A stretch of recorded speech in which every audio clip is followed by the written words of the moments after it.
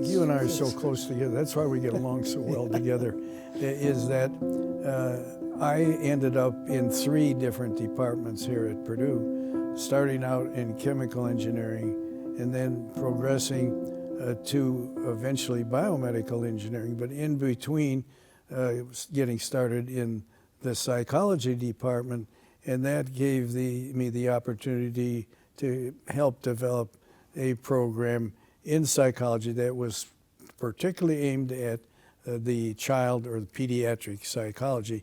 So bringing all 3 of those departments together is often referred to as being all over the place, which means your interests are so wide and so diverse that you don't concentrate on anything. I think I've had 3 careers at Purdue. One was research, one's teaching, and one was the co-op program.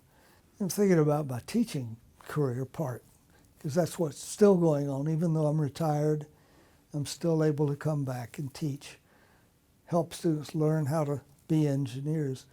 I learned, maybe not as early as I would like to have learned, that it's really a partnership between the students and the instructor, that both need to work to help be successful. My objective in courses, or my approach, is to explain to the students that we're partners in this. We're both in this together. And so let's work together. I'm not your boss. Maybe I'm pretending to be, or maybe I do have the ability to be their boss because I've got to give them a grade.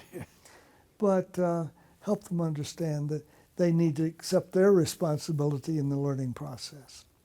Well, you know, that reminds me of my own personal experience here at Purdue with the head of chemical engineering at the time when I started, who was Arnor Shreve, and I was always really afraid of him.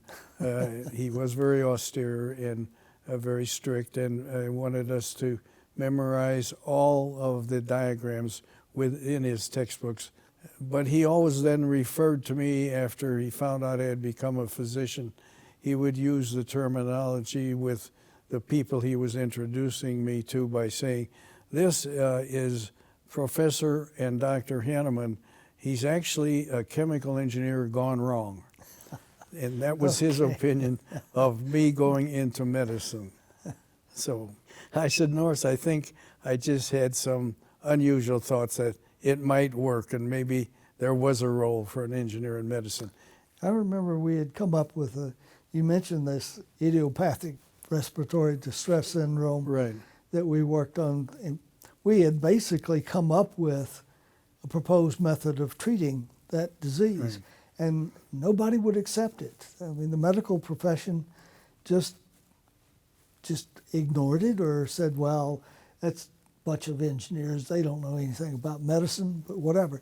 But about 20 years after that time, there was a published article in the right, New England Journal of Medicine, I think, that was exactly what we had proposed 20 years before.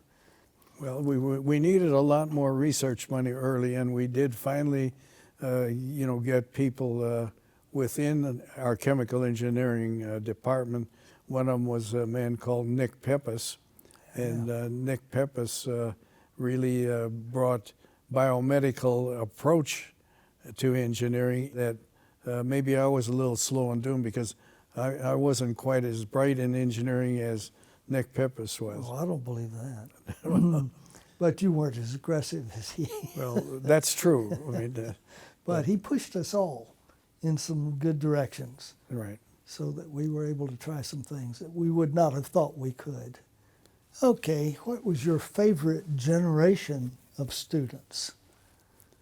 We've been 5 generations. If you figure a generation's 10 years. Yeah, okay. You know, I think my favorite generation would be my first group of students, because they were the students that many of whom looked for the areas in the area of medicine or biology that might fit their interests and give them the opportunities that many of them took and advanced to very high levels. I think my fondest, or my favorite generation was just like you. It was my first period of time, my first 10 years here, mainly because I learned more from the students than they possibly ever learned from me during that period of time. It helped me figure out what I was going to do. And it helped me make some decisions about whether I was going to do research, heavily get into the research game, or focus on the undergraduate. The thing that's common through all the generations, though, are the students. And what I was able to do and work and learn and have fun with, and have fun helping students learn how to be engineers, how to learn. That was my job. Well, you did an excellent job, and you brought something to my mind here as far as one of the first sayings that I started passing around.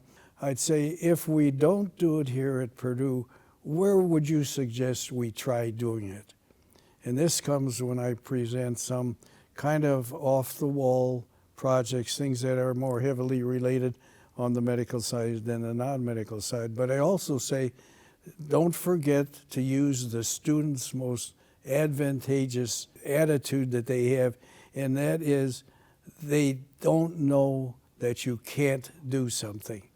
Well, the other side of that, flip side, is that frequently the students will say, I don't know how to do that, tell me how to do it. I've always said I will never refuse to answer a question you ask me. I might answer your question with another question to get you, leading you in a given direction, but I will never refuse to answer your questions. Well, you always were sneaky in your approach, with even on your research and on your ideas and the collaboration that we worked on together over the years, and with the outstanding staff that we always have had. It's been interesting watching the transitions of engineering education over our lifetimes here. It used to be all practical, hands-on. Everybody knew how to use a slide rule because that was the only way you could do calculations. But now, with computers, laptops, iPhones, all these others, we can actually provide students with a better education than we could back then, because we can attack problems that were much more difficult. How do you see the way students, have they changed much in 50 years? Have you seen it coming to us? Not so much, a great deal in their dress and their speech many times. But the fact that the students that came here eventually picked up on the Purdue tradition of working hard and complaining a little bit, but also that they were really somewhat the same kind of students, a little scared at first, but then adapted to the Purdue environment. But we're still seeing extremely good students, better than I was as an undergraduate. Well, we all learned something as we started, and I, at least very early in my teaching career, to these people who didn't know anything, and I'm putting that in quotation marks, about biomedical engineering, that they could pick up on certain things that I thought they wouldn't pick up on. And I had to apologize to them when I made that first mistake of saying, you better go back and look at it again, because they were really right in that instance. Yeah. But we still have a lot of good students here at Purdue in spite of us. So. Well, that's really what we have. We turn out extremely good graduates, but we had to start with really good people. So I think no matter what we do with them or to them, we still are going to have good students coming in, graduating, and being successful. Maybe we've helped them along as they've been through the process, that we've enhanced it perhaps for them. One of the things that I always try to emphasize to those students who are somewhat uncertain as to what type of engineering to go into is that I tell them to leave all of your options open. And what you might as well do is prepare to go to work as an engineer, because that might be where you belong and where you fit the best. they have a lot of options, and I tell them to leave as many options open as you can, because you never know how your interests might change or job opportunities might change. I mean, I'm still trying to figure out what I want to do when I grow up. You know. Yeah, right. Well, I haven't quite figured it out yet. You know, I've tried a couple. You know, I've tried engineering. Then I tried going into the Army, and I didn't care much for that. But they gave me specific training, and I always tell the story that the value of the Purdue education was pointed out to me very early. First, when I got a job for the first time, with answering only one question, where did you graduate from? And I said, Purdue University. He said, when can you start? So that is a good answer, particularly when you've been turned down a few places, like, when can you start? That's amazing.